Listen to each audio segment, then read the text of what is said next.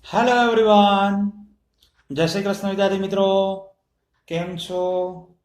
મજામાં ને? તમે મજામાં હોય તો હું પણ મજામાં જ છું. વિદ્યાર્થી મિત્રો, એકાઉન્ટમાં હિસાબી સમીકરણ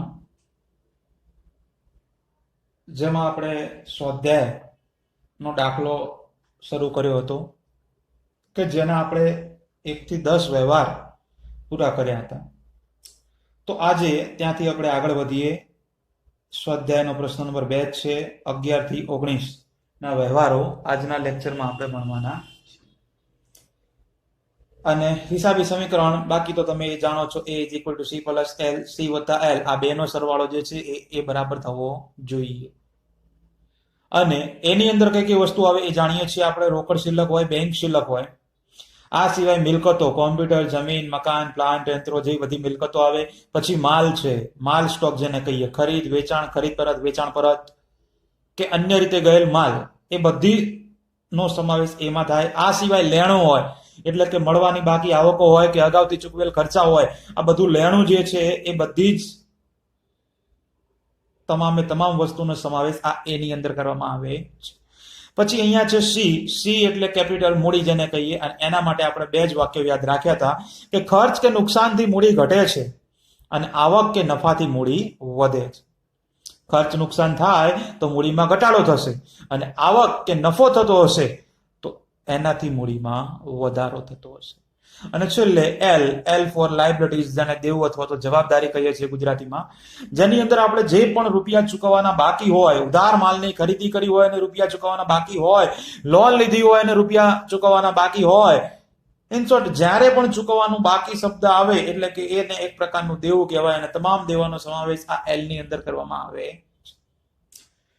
તો આ વસ્તુ આપણને ખબર છે. તો હવે શરૂઆત કરીએ. પ્રશ્ન નંબર 2, પેજ નંબર 125 છે. 11 નંબરનો વ્યવહાર. તો નંબર 11, એમાં આપણને એવું કીધું છે કે રૂપિયા 4000 પગારના ચેકથી ચૂકવ્યા. 4000 રૂપિયાનો પગાર છે કે જે ચેકથી ચૂકવ્યો છે.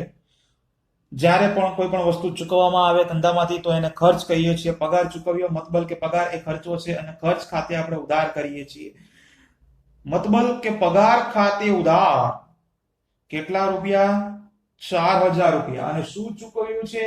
ધંધામાંથી શું જાય છે? ચેક જાય છે. મતલબ કે તે આ બેંક ખાતે જમા, કારણ કે ચેકના રૂપિયા કોણ આપશે? બેંક આપે. તો એના માટે આ બેંક ખાતે જમા આ 4000 રૂપિયા.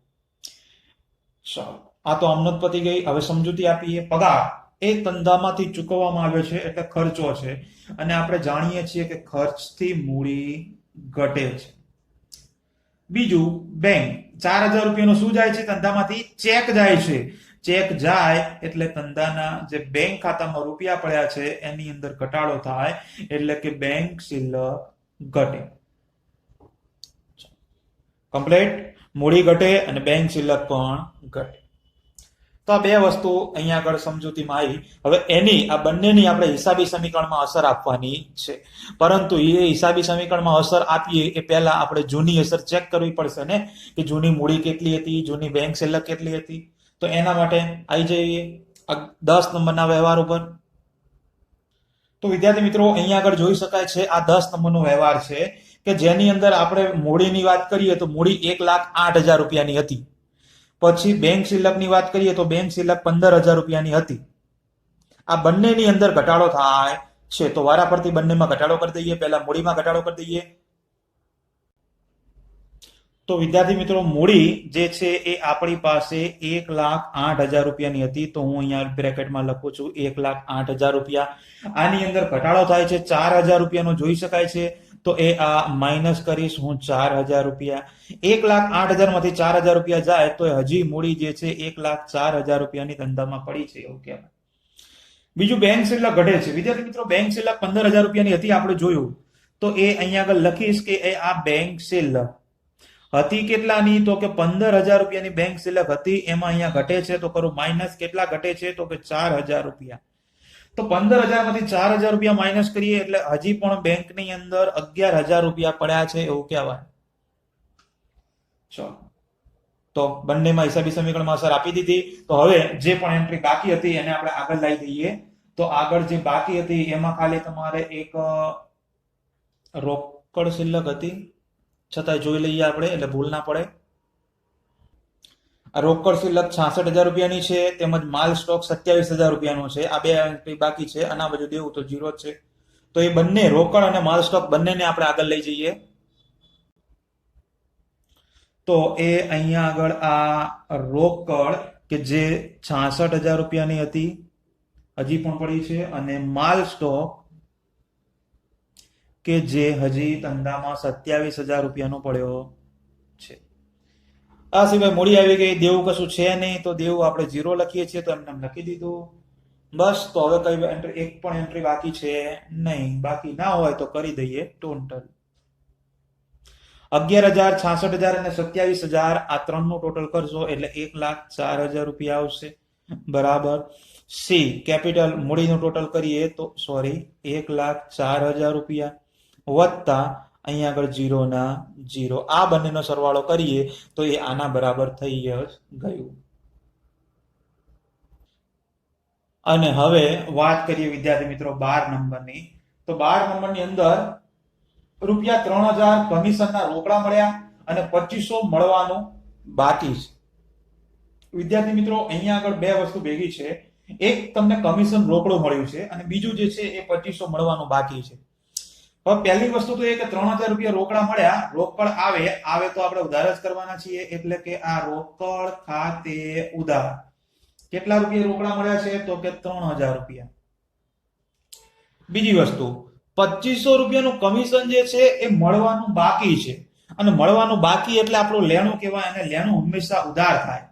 તો આ મળવા બાકી કમિશન ખાતે ઉધાર કેટલું મળવાનું બાકી છે? તો કે 2500 રૂપિયા. અને બંને વસ્તુ મળવા લાયક છે, એટલે કે ધંધાની આવક છે, અને આવક હંમેશા જમા થાય. મતલબ કે તે આ કમિશન ખાતે જમા. કુલ કેટલી આવક થશે? તો કે 3,000 મળ્યું છે, 2500 મળવાનું બાકી છે, મતલબ કે ટોટલ 5500 રૂપિયાની આવક થાય. ચાલો સમજૂતીમાં અસર આપીએ તો રોકડ ખાતે ઉધાર, રોકડ રૂપિયા મળ્યા છે 3,000 રૂપિયા મળ્યા હોય એટલે ધંધાની રોકડ વધે, તો આ પહેલી અસર રોકડ વધે. બીજું મળવાનું બાકી કમિશન છે, મળવાનું બાકી હોય એટલે ધંધાનું લેણું વધે, તો અહીંયા આગળ આ લેણું વધે. અને કમિશન એ ધંધાને મળેલું છે 5500 રૂપિયાનું, મતલબ એ ધંધાની આવક છે, અને તમે જાણો છો એમ આવકથી મૂડી પણ વધે, એટલે બધું અહીંયા આગળ વધે છે. જુઓ છે, વાંધો નહીં. હવે સમજૂતી તો આપી દીધી. હવે હિસાબી સમીકરણમાં અસર આપી આપણે.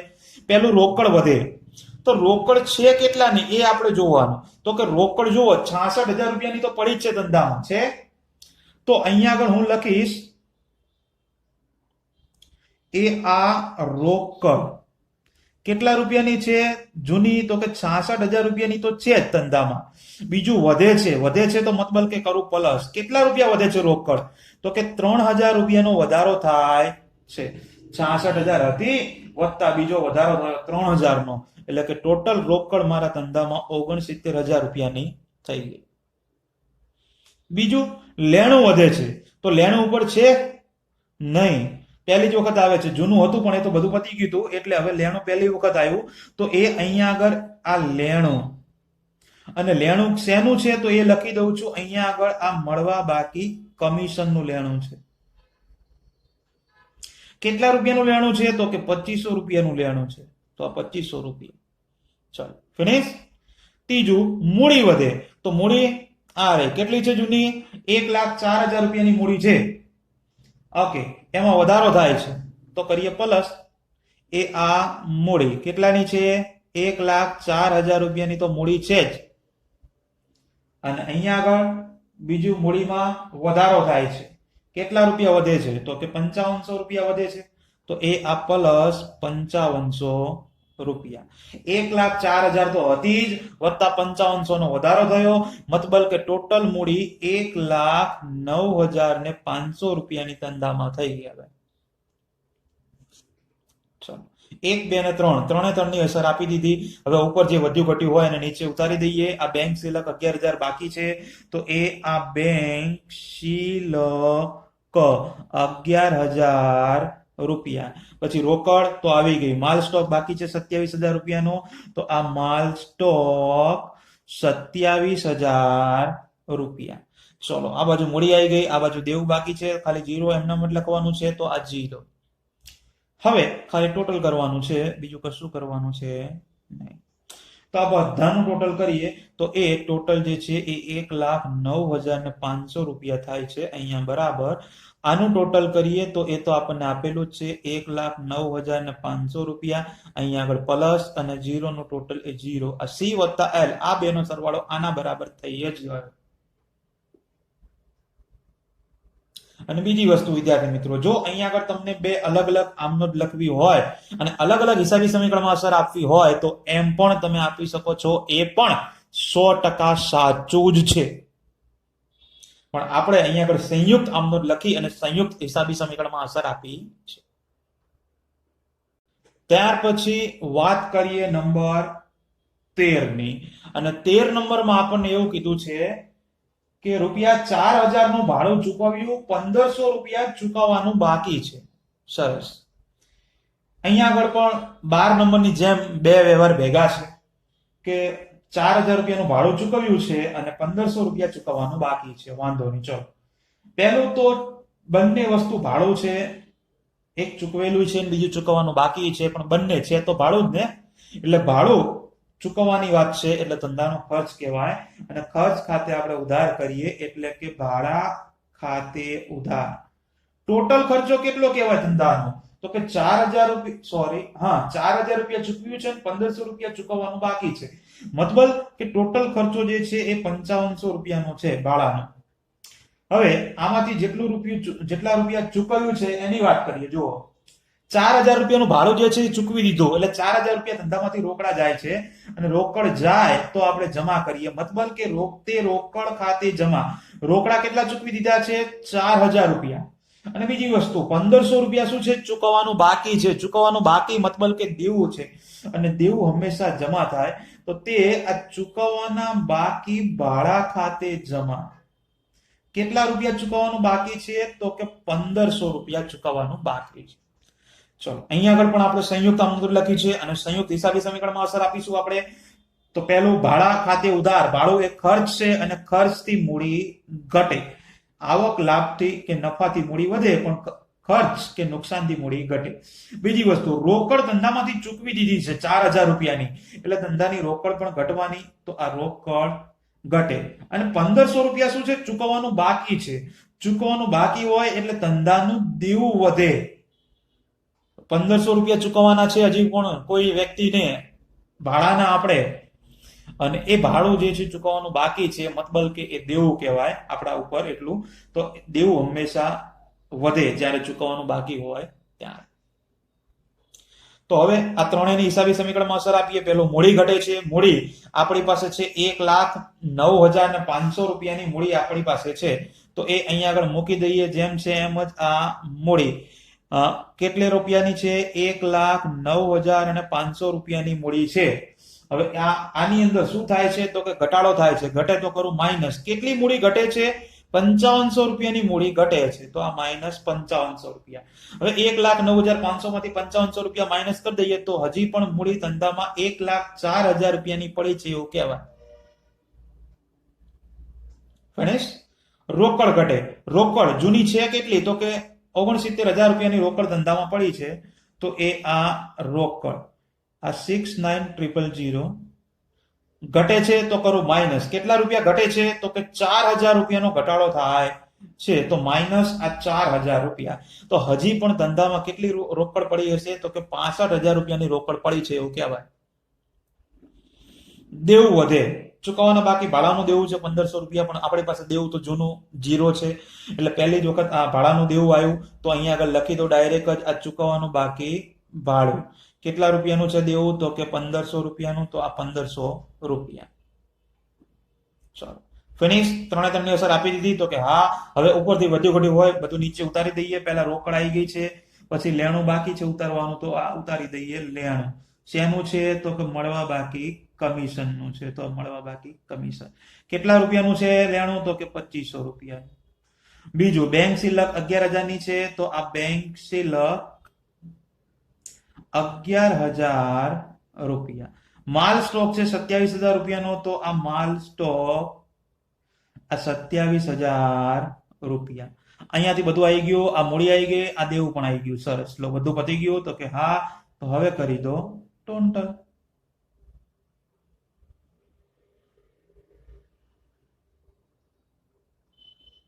ચાલો, આનું ટોટલ તો 1,04,000 રૂપિયા થઈ જવાનું છે, અને આનું ટોટલ કરીએ તો આ 1,500 રૂપિયા થવાનું જ છે.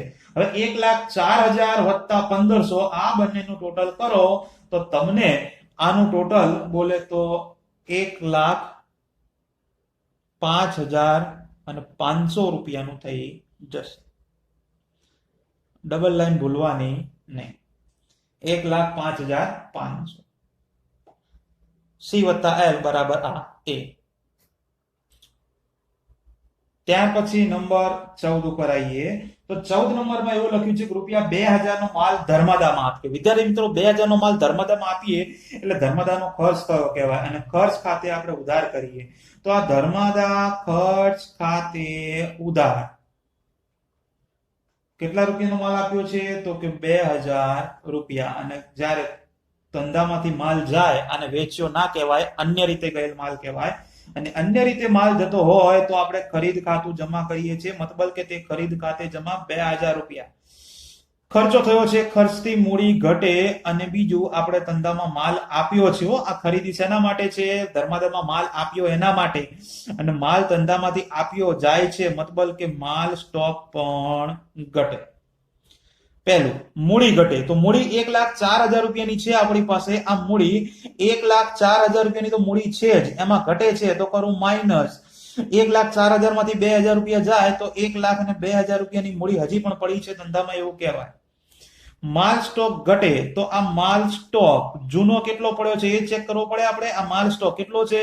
તો કે 27,000 રૂપિયાનો માલ સ્ટોક તો પડ્યો છે, એમાંથી ઘટે છે 2,000 રૂપિયાનો, તો 2,000 રૂપિયા કરો માઇનસ. 27 માંથી 2,000 રૂપિયાનો માલ ધર્માદામાં આપી દીધો એટલે હજી પણ ધંધામાં કેટલો માલ પડ્યો છે? તો કે 25,000 રૂપિયાનો. સિમ્પલ. બંને અસર આવી ગઈ. વધુ ઘટ્યું નીચે ઉતારી દઈએ. રોકડ 65,000 રૂપિયાની પડી છે, તો આ રોકડ 65,000 રૂપિયા. લેણું પડ્યું છે 2,500 રૂપિયાનું, તો આ લેણું શેનું લેણું છે? તો કે મળવા બાકી કમિશનનું લેણું છે. કેટલા રૂપિયા પડ્યું છે? તો કે 2,500 રૂપિયા.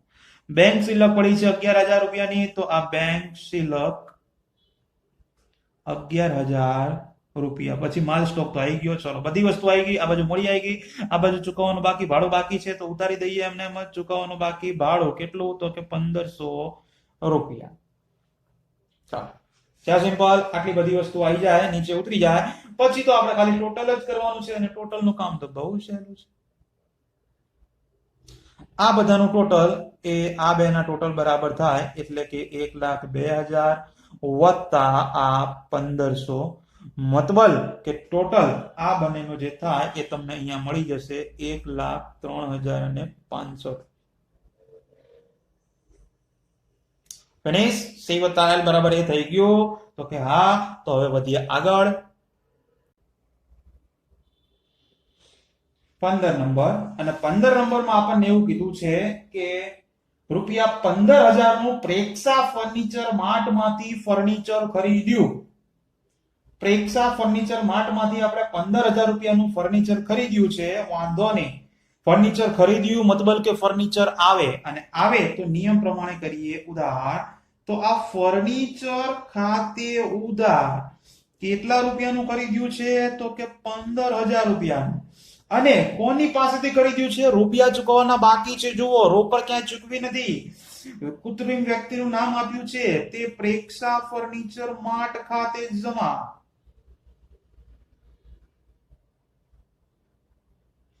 કેટલા રૂપિયા? તો કે 15,000. ફર્નિચર ખરીદ્યું એટલે ફર્નિચર ધંધામાં આવે એટલે જો ફર્નિચર હોય તો એની અંદર વધારો થાય, અને ના હોય તો ફર્નિચર પહેલી જ વખત આવે છે તો લખવાનું તો ફર્નિચર વધે અથવા તો મિલકત વધે. જેમ લખવું હોય એમ પણ બંને સાચું છે. બીજું, આ ફર્નિચર આપણે ઉધાર ખરીદ્યું છે. પ્રેક્ષા ફર્નિચર માર્ટને 15,000 રૂપિયા ચૂકવ્યા નથી, ચૂકવવાના બાકી છે, અને ચૂકવવાના બાકી હોય તો મતલબ કે તમારું દેવું વધે. પેલું, ફર્નિચર વધે. ફર્નિચર એ મિલકત કહેવાય. જૂની આપણી પાસે ફર્નિચર છે જ નહીં, પહેલી જ વખત આવે છે, તો લખી દઈશું ખાલી જેમ છે એમ જ ફર્નિચર. કેટલા રૂપિયાનું છે? તો કે 15,000 રૂપિયા. બીજું, દેવું વધે. 15,000 રૂપિયાનું દેવું વધે છે. દેવું ફર્નિચર સોરી પ્રેક્ષા ફર્નિચર માર્ટનું દેવું છે જ નહીં. જુઓ, ચૂકવવાના બાકી ભાડાનું દેવું છે, પણ પ્રેક્ષા ફર્નિચરનું દેવું છે નહીં. તો અહીંયા લખી દઉં છું પ્રેક્ષા ફર્નિચર માર્ટ. કેટલાનું દેવું છે? તો કે આ 15,000 રૂપિયા. ચલો, બંનેને હિસાબી સમીકરણમાં અસર આપણે આપી દીધી. તો કે હા, તો હવે વધ્યું ઘટ્યું જે પણ કાંઈ હોય એ બધી વસ્તુ આપણે નીચે ઉતારી દઈએ. તો પહેલું છે માલ સ્ટોક 25,000 નો નથી આવ્યો, તો લખી દઈએ આ માલ સ્ટોક કેટલા રૂપિયાનો છે? તો કે 25,000 રૂપિયા. રોકડ એ પણ નથી આવી, તો લખી દઈએ રોકડ 65,000 રૂપિયા. લેણો પણ બાકી છે, તો આ લેણો શેનું છે? તો કે મળવા બાકી કમિશનનું લેણું છે. કેટલા રૂપિયાનું છે? તો કે 2,500 રૂપિયાનું. બેંક સિલક પણ બાકી છે, વાંધો નહીં ને, જે બાકી હોય બધે બધું લખી દેવાનું. બેંક સિલક કેટલા રૂપિયાની છે? તો કે 11,000 રૂપિયાની છે. આ બાજુ મુંડી બાકી છે, તો એ આ મુંડી કેટલા રૂપિયાની છે? 1,02,000 રૂપિયાની મુંડી છે, તો લખી દીધી. આ બાજુ ચૂકવવાનું બાકી ભાડાનું દેવું બાકી છે, તો ચૂકવવા બાકી ભાડું પ્રેક્ષા ફર્નિચર માર્ટનું લખી દીધું છે, પણ ચૂકવવાનું બાકી ભાડું બાકી હતું 1,500 રૂપિયા, તો એ પણ આપણે લખી દીધું. ગણેશ, તો હવેનું કામ તો આપણને આવડે જ છે, બીજું કશું જ કરવાનું નથી, ખાલી ટોટલ કરવાનું છે. તો ટોટલ બરાબર આનું ટોટલ 1,02,000 વત્તા આ બંનેનું ટોટલ 15,000 વત્તા 1,500, મતલબ કે 16,500. હવે આ બંનેનો સરવાળો કરીએ, 16, 17, 18, તો 1,18,500 રૂપિયા. તો ચેક કરી જોવાનું આ બધાનો સરવાળો કરીને એટલું ટોટલ થવું જોઈએ, અને થઈ જ જાય છે. તો આપણું આ 15 નંબર સુધી પણ પૂરું. હવે આગળ વધીએ. આગળ વાત કરીએ 16 નંબરની. તો આ 16 નંબર. હવે 16 નંબરમાં આપણને એવું કીધું છે કે રૂપિયા 6,000 દીકરીની કોલેજ ફી ભરી. દીકરી એ માલિકની અંગત કહેવાય, અને અંગત જ્યારે પર્સનલ વાત આવે તો એને આપણે ઉપાડ કહીએ છીએ એક પ્રકારનો. તો ઉપાડ ખાતે ઉધાર કેટલા રૂપિયા ભરી છે ફી? તો કે 6,000 રૂપિયા. અને ફી ભરી એટલે રોકડ જાય ને, અને રોકડ જાય તો કરીએ જમા, તો તે રોકડ ખાતે જમા આ 6,000 રૂપિયા. વિદ્યાર્થી મિત્રો, મૂડી ઉપાડ એ પણ પ્રકારનો ખર્ચો જ છે, કારણ કે માલિકે ફી ભરી એટલે ખર્ચો કહેવાય, અને ખર્ચથી મૂડી આપણી ઘટે. બીજી વસ્તુ, ધંધામાંથી 6,000 રૂપિયા રોકડા આપી દીધા ફી માટે, તો એટલે ધંધાની જે રોકડ હોય એમાં પણ શું થાય? તો કે ઘટાડો થાય, તો રોકડ પણ ઘટે. તો બંનેમાં આપણે અસર આપી દઈએ.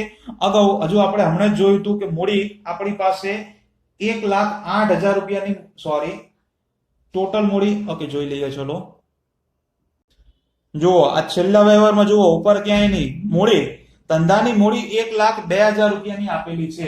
આ 1,02,000 રૂપિયાની જે મૂડી છે, અને બીજું આપણી પાસે જે ઉપાડની વાત કરી છે રોકડ 65,000 રૂપિયાની છે. તો આ બંને એન્ટ્રી આપણે આપવાની છે, અને બંનેની અંદર ઘટાડો થાય છે.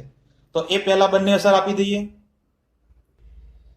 મૂડી 1,02,000 રૂપિયાની હતી, તો આ મૂડી બ્રેકેટમાં લખું છું 1,02,000 રૂપિયા ઘટે છે મતલબ કે માઇનસ આ 6,000 રૂપિયા. 1,02,000 રૂપિયામાંથી 6,000 રૂપિયા માઇનસ કરીએ તો હજી પણ ધંધામાં 96,000 રૂપિયાની મૂડી પડી છે એવું કહેવાય. બીજું, રોકડ ઘટે છે 6,000 રૂપિયા. તો રોકડ એ મિલકત છે, તો અહીંયા આગળ મિલકતમાં લખી દઈએ રોકડ. જૂની રોકડ ધંધાની અંદર 65,000 રૂપિયાની પડી હતી, આમાંથી 6,000 રૂપિયાનો ઘટાડો થાય છે. તો 65,000 રૂપિયાની હતી, એમાંથી 6,000 રૂપિયા દીકરીની ફી ભરી દીધી, તો હજી પણ ધંધામાં 59,000 રૂપિયા રોકડા પડ્યા છે એવું કહેવાય. આ બંનેની હિસાબી સમીકરણમાં અસર આપી દીધી. તો હવે જે પણ વધ્યું ઘટ્યું હતું આગળ 15 નંબરમાં, એને આપણે આગળ 16 નંબરમાં લાવીને મૂકી દઈએ. જો આ જે પણ બાકી છે ફર્નિચર, માલ સ્ટોક, પછી રોકડ તો આવી ગયું, લેણું છે, બેંક સિલક છે, આ બધું બાકી છે તો એ મૂકી દઈએ. આ મૂડી આવી ગઈ છે, પણ આ બંને બાકી છે હજુ દેવું, તો એ પણ આ બધું વધુ આપણે આગળ લઈ જઈએ. તો વિદ્યાર્થી મિત્રો, અહીંયા આગળ આ બધી જ વસ્તુ આવી ગઈ છે. હવે આપણે ખાલી ટોટલ કરવાનું બાકી છે, તો એ ટોટલનું કામ પણ આપણે પૂરું કરી દઈએ. તો આ મૂડીનું ટોટલ તો એમનામ જ 96,000 રૂપિયા. આ બાજુ આ બંનેનું ટોટલ કરીએ તો 16,500 રૂપિયા. હવે આ બંનેનો સરવાળો કરીએ એ આ બધાના સરવાળા બરાબર થતો જ હોય, મતલબ કે 1,12,500 રૂપિયા ટોટલ થાય. વાત કરીએ 17 નંબર. ત્યાર પછી 17 નંબરમાં આપણને રૂપિયા 500 બેંકે વ્યાજના જમા કર્યા છે અને બેંક ચાર્જીસના 200 રૂપિયા આપણા ખાતે ઉધાર કર્યા છે. વિદ્યાર્થી મિત્રો, આવો જે વ્યવહાર છે એ સેમ ટુ સેમ આમનોંધના ચેપ્ટરમાં પણ આવ્યો હતો આપણે, અને ત્યાં આગળ જે રીતે આપણે આમનોંધ કરી હતી એ જ રીતે અહીંયા આગળ પણ આમનોંધ કરવાની છે, પણ બે આમનોંધ થશે આની. કેવી રીતે કરવાની તો ધ્યાન રાખજો, આમાં બીજું કંઈ નહીં કરવાનું. બેંકે જે કર્યું હોય એ આપણે એમને એમ રાખવાનું, અને ક્રોસ એન્ટ્રી એટલે કે વિરુદ્ધ બાજુ આપણે બેંક ખાતે લખી દેવાનું. જેમ કે પહેલું વાક્ય છે 500 રૂપિયા બેંકે વ્યાજના જમા કર્યા. બેંકે વ્યાજ જે છે આપણા ખાતામાં જમા કર્યું છે, તો બેંક વ્યાજ જમા જ રાખવાનું, પણ ઉધાર બાજુ બેંક ખાતે મૂકી દેવાનું. એટલે કે આ બેંક ખાતે ઉધાર કેટલા રૂપિયા છે તો કે 500, તે આ બેંક વ્યાજ ખાતે જમા. કેટલા? 500 રૂપિયા. બીજું એટલે અહીંયા આગળ જ બીજી આપણે સાથે લઈ લઈએ છીએ. બીજી આમાં બેંક ચાર્જીસના 200 રૂપિયા આપણા ખાતે ઉધાર કર્યા છે, એટલે 200 રૂપિયા જે ઉધાર કર્યા છે એ એમને એમ રાખવાના. શેના છે તો કે બેંક ચાર્જીસ. તો બેંક ચાર્જીસ ખાતે ઉધાર 200 રૂપિયા, તો ક્રોસ એન્ટ્રી બેંક ખાતે મૂકી દેવાની, એટલે કે તે બેંક ખાતે જમા આ 200 રૂપિયા. એટલે આ રીતે બંને સાથે આપણે આમનોંધ લખીશું, જેથી આપણે સાથે જ આને હિસાબી સમીકરણમાં અસર પણ આપી શકીએ. તો હવે સમજૂતીની વાત કરીએ તો સમજૂતીમાં પહેલું વ્યાજ જે છે એ જમા કર્યું છે. હવે સીધી વસ્તુ છે કે બેંક આપણા ખાતામાં રૂપિયા જમા કરે વ્યાજના, એટલે આપણા ખાતાની અંદર જે રૂપિયા પડ્યા હોય એની અંદર વધારો થવાનો, એટલે કે આપણે અહીંયા લખીશું કે બેંક શિલ્લક વધે. અને બીજી વસ્તુ, બેંકે વ્યાજ આપણા ખાતામાં જમા કર્યું, મતલબ કે આપણને મળ્યું છે. મળ્યું એટલે આપણી આવક કહેવાય ધંધાની, અને આવકથી મૂડીની અંદર વધારો થાય એવું આપણે પહેલા પણ શીખી ગયા. એટલે કે બેંક વ્યાજની સામે લખીશું મૂડી વધે. આ બે હિસાબી સમીકરણમાં અસર આપી. હવે બીજું, બેંક ચાર્જીસ ઉધાર્યું છે, એટલે કે બેંકે ખર્ચો લીધો છે 200 રૂપિયાનો, અને ખર્ચ જેમ આવકથી મૂડી વધે છે એમ ખર્ચથી મૂડી ઘટે છે, તો એની સામે મૂડી ઘટે. અને બીજી વસ્તુ, બેંકે આપણા ખાતામાંથી 200 રૂપિયા કાપી લીધા છે ચાર્જીસના, એટલે ખાતામાં જેટલા પણ રૂપિયા હોય એમાંથી 200 રૂપિયા કપી ગયા, એટલે ઘટાડો થવાનો. તો અહીંયા આગળ લખી દેવાનું બેંક શિલ્લક ઘટે. તો આવી રીતે સમજૂતી આપી. હવે આ ચારે ચારની અસર, એટલે કે બે બેંક શિલ્લક છે અને બે મૂડી છે, વધે છે અને ઘટે છે બંનેમાં, તો એ ચારે ચારની અસર આ હિસાબી સમીકરણમાં અસર આપણે આપી દઈએ. તો હવે ધ્યાન રાખજો ખાસ બેંક શિલ્લકમાં. ચલો, પહેલું છે બેંક શિલ્લક, પણ બેંક શિલ્લક બે વખત છે. પહેલા તો જૂની વાત કરી લઈએ. બેંક શિલ્લક છે કેટલી તો કે 11,000 રૂપિયાની બેંક શિલ્લક છે.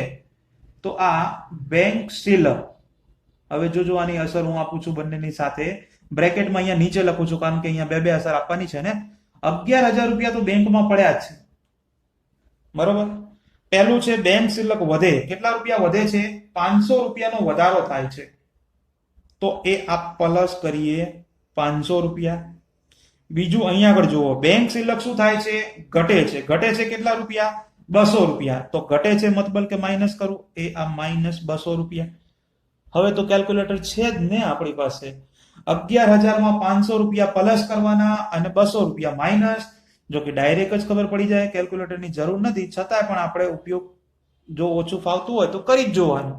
11,000 ને 300 રૂપિયા બાકી આવે. 11,000 પડ્યા હતા, 500 રૂપિયાનો વધારો થયો, 200 રૂપિયાનો ઘટાડો. 500 માંથી 200 જાય તો 300 વધવાના, આમાં પ્લસ કરી દો એટલે ડાયરેક્ટ 11,300. બેંક સિલકની વાત પૂરી. બીજું મૂડીની વાત છે. તો મૂડી 96,000 રૂપિયાની પડી છે ધંધામાં. તો આ મૂડી અહીંયા પણ બ્રેકેટમાં લખું છું 96,000 રૂપિયા. ચાલો, આમાં પણ સેમ ટુ સેમ અસર થાય છે. 500 રૂપિયા વધે છે અને 200 રૂપિયા ઘટે છે. તો આ પ્લસ 500 રૂપિયા અને માઇનસ 200 રૂપિયા. હવે 96,000 માં 500 રૂપિયા પ્લસ કરીએ અને 200 રૂપિયા માઇનસ કરીએ એટલે ચોખ્ખી મૂડી 96,300 રૂપિયાની મળી જાય. ચાલો, આ ચારેયની હિસાબી સમીકરણમાં અસર આપી દીધા પછી ઉપર જે પણ કાંઈ વધ્યું ઘટ્યું હોય એને આગળ લઈ જવાનું ભૂલવાનું નહીં. જેમ કે આ રોકડ 59,000, એમાં કોઈ વધઘટ થઈ નથી તો આપણે લખી દેવાની જેમ છે એમ. રોકડ આ 59,000. પછી બેંક સિલક તો આવી ગઈ. માલ સ્ટોક 25,000 નો પડ્યો છે તો આ માલ સ્ટોક 25,000 રૂપિયા. પછી લેણું પણ પડ્યું છે 2500 રૂપિયાનું. તો એ આ લેણું શેનું છે તો કે કમિશનના રૂપિયા લેવાના છે એટલે કમિશનનું છે. કેટલા રૂપિયા? 2500. ફર્નિચર પણ પડ્યું છે 15,000 રૂપિયાનું. તો એ આ ફર્નિચર કેટલાનું તો કે 15,000 રૂપિયા. ચલો, આ બધી વસ્તુ આવી ગઈ. અહીંયા ત્યાં મળી આવી ગઈ. હજુ દેવું બાકી છે તો એને પણ ઉતારી દઈએ. ચૂકવવાનું બાકી ભાડું કેટલું છે? ચૂકવવાનું બાકી ભાડું તો કે 1,500 રૂપિયા. અને બીજું દેવું છે પ્રેક્ષા ફર્નિચર માર્ટનું. તો પ્રેક્ષા ફર્નિચર માર્ટનું દેવું છે 15,000 રૂપિયા. ચલો, ફિનિશ આટલો. પછી તો કામ ટોટલ. ચલો, આનું ટોટલ 96,300 રૂપિયા. આ 15,000 વત્તા 1,500 બોલે તો 16,500. હવે 96,300 વત્તા 16,500 આ બંનેનું ટોટલ કરીએ તો એ આના ટોટલ બરાબર થઈ જ જાય. જો કે ઉપર જેવું જ છે, કોઈ ચેન્જીસ થઈ નથી કારણ કે એક બાજુ વધ્યું છે એક બાજુ ઘટ્યું પણ છે. એટલે 1,12,500. ઓકે, 500 અને અહીંયા આગળ ઉપર જે હતું એની અંદર થોડો એવો વધારો થયો ને. કેમ ખબર પડી? અહીંયા 500 જ હતું પણ 300 વધ્યા ને બીજા, એટલે કે 1,12,500 ની જગ્યાએ કેટલા? 800 રૂપિયા. હા, એટલે હા બંનેનું ટોટલ કરો તો હવે આટલું ટોટલ થઈ ગયું. ઓકે, તો ડન. આપણું સમીકરણ મેન્ટેન થાય છે. C + L = A. પછી વાત કરીએ 18 નંબરની. તો 18 નંબરમાં આપણને એવું કીધું છે કે વ્યાજના રૂપિયા 2500 અગાઉથી મળ્યા. અગાઉથી રૂપિયા મળ્યા. પહેલી વસ્તુ તો રૂપિયા મળ્યા છે એટલે રૂપિયા આવે અને નિયમ પ્રમાણે આવે તો કરીએ ઉધાર. બોલે તો રોકડ ખાતે ઉધાર. કેટલા મળ્યા છે? 2500 રૂપિયા. અને જ્યારે પણ આપણને એડવાન્સમાં પેમેન્ટ મળી ગયું હોય ને તો એ આપણા ધંધાનું દેવું કહેવાય. અને દેવું હંમેશા આપણે જમા કરીએ. તો આ અગાઉથી મળેલ, શેના રૂપિયા મળ્યા છે અગાઉથી? તો કે વ્યાજના. તો અગાઉથી મળેલ વ્યાજ ખાતે જમા. કેટલા? 2500 રૂપિયા. પહેલી વસ્તુ તો 2500 રૂપિયા મળ્યા. રૂપિયા મળે એટલે ધંધાની રોકડ વધે. અને બીજું અગાઉથી મળ્યા છે એટલે દેવું વધે આપણું. તો આ દેવું વધે. ચલો, 2500 રૂપિયાની રોકડ વધી. પહેલા તો રોકડ જૂની છે કેટલી? તો કે જૂની રોકડ ધંધામાં 59,000 રૂપિયાની જ પડી છે. તો એ આપણે લખી દઈશું આ રોકડ. બ્રેકેટમાં લખીએ કેટલા રૂપિયા પડ્યા છે? તો કે 59,000 રૂપિયા જૂના પડ્યા છે. હવે એની અંદર શું થાય છે? તો કે 2500 રૂપિયાનો વધારો થાય છે. તો 59,000 વત્તા 2500 એટલે ટોટલ રોકડ ધંધામાં 61,500 રૂપિયાની થઈ એવું કહેવાય. પછી દેવું વધે. તો દેવું આપણી પાસે છે કેટલું? તો કે આ શેનું દેવું છે? અગાઉથી મળેલ વ્યાજનું છે. એ તો છે જ નહીં આપણી પાસે, તો અલગથી પહેલી જ વખત આવે છે. તો આ અગાઉથી મળેલ વ્યાજ. તમારે કદાચ જો આ બધાનો સરવાળો પહેલેથી કરવો હોય, 16,500 નું દેવું રાખવું હોય અને એની અંદર તમે પ્લસ કરી દો તો પણ ચાલે. પણ આપણે અહીંયા પહેલેથી અલગ અલગ રાખ્યું છે તો અલગ અલગ જ રાખીએ. આ 2500 રૂપિયાનું દેવું પહેલી જ વખત આવે છે તો અગાઉથી મળેલ વ્યાજ આ 2500 રૂપિયા પહેલી જ વખત. તો આ રોકડ અને દેવું આ બંને આવી ગયું. ત્યાર પછી હવે જે એન્ટ્રી બાકી હોય એમને ઉતારવાની છે તો ઉતારી દઈએ. આ બેંક સિલક બાકી છે તો આ બેંક સિલક કેટલા રૂપિયાની પડી છે? તો 11,300 રૂપિયાની બેંક સિલક છે. પછી રોકડ આવી ગઈ, એ આ માલ સ્ટોક. તો માલ સ્ટોક કેટલાનો પડ્યો છે તો કે 25,000 રૂપિયાનો. પછી આ લેણું કેટલાનું છે તો કે એ કમિશન પ્રત્યેનું લેણું છે 2500 રૂપિયાનું. અને છેલ્લું છે આ આપણું ફર્નિચર. તો ફર્નિચર પડ્યું છે 15,000 રૂપિયાનું. ચલો આ બાજુ મૂડી બાકી છે તો મૂડીને પણ આગળ લઈ ગઈએ તો કે 96,300 રૂપિયા. આ બંને વસ્તુ નીચે ઉતારવાની બાકી છે તો ચૂકવવાનું બાકી ભાડું એ જેમ છે એમ આ 1500 ના 1500. પછી પ્રેક્ષા ફર્નિચર માર્ટ નું દેવું છે તો પ્રેક્ષા ફર્નિચર માર્ટ કેટલા રૂપિયાનું દેવું છે તો કે 15,000 રૂપિયા. આવી ગઈ બધી વસ્તુ નીચે તો કે હા. બસ તો છેલ્લું કામ કરી દો એટલે આપણું હિસાબી સમીકરણ પૂરું થઈ જાય. સરવાળો. તો સરવાળાની અંદર આ બધાનો સરવાળો કરીએ તો 1,15,300 રૂપિયા મળશે. અને આનો સરવાળો તો બહુ સહેલું છે 96,300 અને આ પણ બહુ સહેલું છે 16,500 હતું બીજા 2500 નો વધારો થયો એટલે કે 19,000 રૂપિયા. આ બંનેનો સરવાળો કરો તો 1,15,300 થઈ જ જાય. ત્યાર પછી હવે છેલ્લા વ્યવહારની વાત કરીએ 19 નંબર કે જાહેરાત ખર્ચના 2,000 અગાઉથી ચૂકવ્યા. જાહેરાત ખર્ચ જે છે અગાઉથી ચૂકવ્યું છે અને જ્યારે કોઈ પણ વસ્તુ અગાઉથી ચૂકવવામાં આવે તો એ ધંધાનું લેણું કહેવાય. અને લેણું હંમેશા આપણે ઉધાર કરીએ તો આ અગાઉથી ચૂકવેલ જાહેરાત ખર્ચ ખાતે ઉધાર. ધ્યાન રાખજો અગાઉથી ચૂકવેલ છે એના માટે ઉધાર થયું છે અને ધંધામાંથી રૂપિયા ચૂકવી દીધા હોય એટલે રોકડ તો જાય ને તો તે રોકડ ખાતે જમા. કેટલા રૂપિયા છે અગાઉથી ચૂકવેલા તો કે 2,000 રૂપિયા. જ્યારે પણ અગાઉથી રૂપિયા ચૂકવ્યા હોય તો આપણા લેણું વધે તો આ લેણું વધે. બીજી વસ્તુ રોકડ ચૂકવી દીધી એટલે રોકડ ધંધામાંથી જાય અને રોકડ જાય એટલે રોકડ ઘટે તો આ રોકડ ઘટે. હવે હિસાબી સમીકરણમાં અસર આપીએ લેણું વધે 2,000 રૂપિયાનું લેણું વધે છે. લેણું તમારી પાસે 2,500 રૂપિયાનું છે જ તો જુઓ તમે બંને અસર સાથે પણ આપી શકો છો અને અલગ અલગ આપી હોય તો અલગ અલગ પણ આપી શકો છો. હવે આપણે સાથે આપીએ 2,500 રૂપિયાનું લેણું છે વત્તા બીજું વધે છે 2,000 રૂપિયાનું તો આ વત્તા 2,000 નું વધારો એટલે ટોટલ લેણું કેટલું થયું કહેવાય 4,500 રૂપિયાનું લેણું થયું કહેવાય. રોકડ ઘટે 2,000 રૂપિયા. રોકડ શિલ્લક 61,500 રૂપિયાની છે તો આ રોકડ બ્રેકેટમાં 61,500 રૂપિયાની તો છે જ અને 2,000 રૂપિયાની રોકડ ઘટે છે તો મતલબ કે હું કરું માઇનસ તો 61,500 માંથી 2,000 રૂપિયાની રોકડ ઘટી ગઈ તો હજી પણ કેટલી પડી હશે 59,500 રૂપિયાની રોકડ પડી હશે એવું કહેવાય. ફિનિશ. બંને અસર આપણે આપી દીધી તો વધુ ઘટ્યું જે હોય એ બધું જેમ જેમ નીચે આપણે ઉતારી દઈએ. ચલો રોકડ આવી ગઈ. પછી આ બેંક શિલ્લક બાકી છે તો આ બેંક શિલ્લક કેટલા રૂપિયાની પડી છે બેંક શિલ્લક તો 11,300 રૂપિયા. માલ સ્ટોક બાકી છે તો એને પણ ઉતારી દઈએ. આ માલ સ્ટોક કેટલો છે 25,000 રૂપિયા. લેણું તો આવી ગયું. પછી આ ફર્નિચર તો આ ફર્નિચર કેટલા રૂપિયાનું છે તો કે 15,000 રૂપિયા. ચલો અહીંયાથી બધું આવી ગયું તો કે હા આ મૂડી બાકી છે તો આ મૂડી 96,300 અને આ બાજુ આ બધું દેવું નીચે ઉતારવાનું બાકી છે તો દેવું તમારે આવી રીતે અલગ અલગ લખવું હોય તો અલગ અલગ અથવા તો ખાલી આ દેવું કરી અને બધાનું ટોટલ જ લખવું હોય તો એમ ખાલી ટોટલ કે આ 19,000 રૂપિયા તો એમ પણ ચાલે. અને જો તમે આપણે અલગ અલગ જ લખવું હોય પહેલેથી જેમ લખ્યું છે આપણે આ ત્રણ વસ્તુ નીચે ઉતારવી છે તો એમ પણ ઉતારી શકો છો. આપણે બધી વસ્તુ તો સમજાવી દીધી છે એમાં કઈ સમજવાનું બીજું કશું બાકી છે નહીં.